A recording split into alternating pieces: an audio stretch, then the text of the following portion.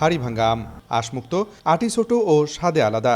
আমপ্রেমীদের অন্যতম পছন্দের তালিকায় জায়গা করে নিয়েছে এই ফল। নিজস্ব স্বকীয়তায় ইতোমধ্যে রংপুরের ভৌগোলিক নির্দেশক পণ্য হিসেবে স্বীকৃতিও পেয়েছে।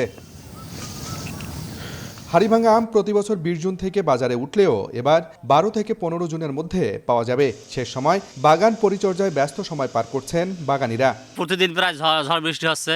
এখন আমাদের এই যে প্রায় ওষুধ দেওয়া লাগতেছে আম যাতে ভালো থাকে।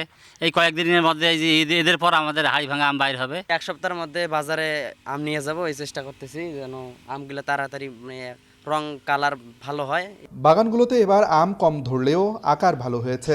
সঠিক দাম পেলে গেল বছরের তুলনায় দ্বিগুণ লাভের আশা বাগান মালিকদের। আমের সাইজ বড় হয়েছে, যদি আমরা বাজারে সঠিক দাম পাই তা আমরা লাভবান হতে পারি। আম যদি আমাদের এটা বাইরে কোনো রপ্তানি করে তাহলে আশা করি লাভবান হবে সম্পূর্ণ চাষি ভাই।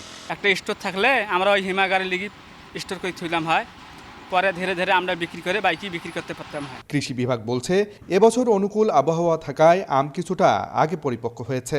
তবে রপ্তানির জন্য আম সংগ্রহ করতে হলে অপেক্ষা করতে হবে 20 জুন পর্যন্ত। আমরা আশা করতেছি গতবার যেরকম কৃষক লাভবান হয়েছে এর চেয়ে আমার এইবার কোনোভাবেই কম হবে না। বাজারের মূল্য ভালো পাবে, কৃষক লাভবান হবে।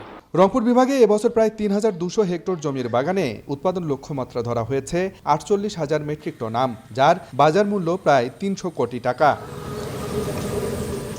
সংশ্লিষ্টরা বলছেন হাড়িভাঙ্গা আম সংরক্ষণে হিমাগার স্থাপন, আধুনিক আম চাষ পদ্ধতি বাস্তবায়ন সহ গবেষণা কেন্দ্র স্থাপন করা গেলে এই আমই বদলে দিতে পারে রংপুর অঞ্চলের আর্থসামাজিক অবস্থা।